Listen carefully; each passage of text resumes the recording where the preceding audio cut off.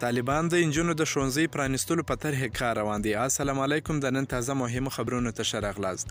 د طالبانو د حکومت د پوهنې وزارت وایي تر دا مهاله د انجونو د تعلیمي لړۍ د پیل په اړه پریکړه نه ده سوې او په وینا د بیا پرانیستلو په طرحه کار روان دي. په دې وروستیو کې په ټولنیزو رسنیو کې داسې راپورونه خپاره سول چې ټاکل سوې ده د انجونو ښوونځي سبا د شنبې په ورځ پیل سي. د طالبانو د پوهنې وزارت نن د جمعې په ورځ د سپټمبر په 24مه په دې اړه خپاره سوي راپورونه واضح بللي دي او ویلي دي چې تر دا مهاله په دې اړه هیڅ پریکړه نه ده سوې. په اعلامیه کې راغلي د ښځینه ښوونځیو د بیا پیل پرانیستلو پر طرحه کار روان دی او پیل به یې وروسته د افغانستان د معززو خلکو سره د پوهنې وزارت د رسمي ویبپاڼې له لارې شریک سي.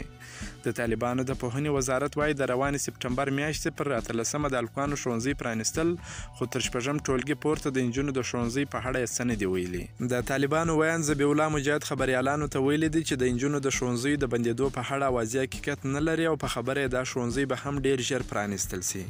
د ملګرو ملتونو د ماشومانو د ملاتړ ادارې یا یونیسف ویلي دي چې ښوونځیو ته د افغان نجونو تګ باید له پامه ونه غورځول سي.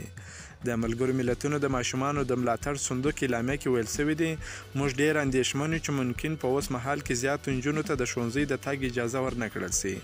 یونیسف ټینګار کړی دی چې نجونې باید شاته پاتې نه سي او ټولې نجونې زده کړو ته لاسرسی ولري ځکه ښځینه ښوونکو ته اړتیا لیدل کیږي. په بیان کې ویل سوي دي چې تر بشري ناورین مخکې 4.2 میلیون افغان ماشومان له ښوونځیو څخه محروم وو چې 80 سلنه نجونې وې.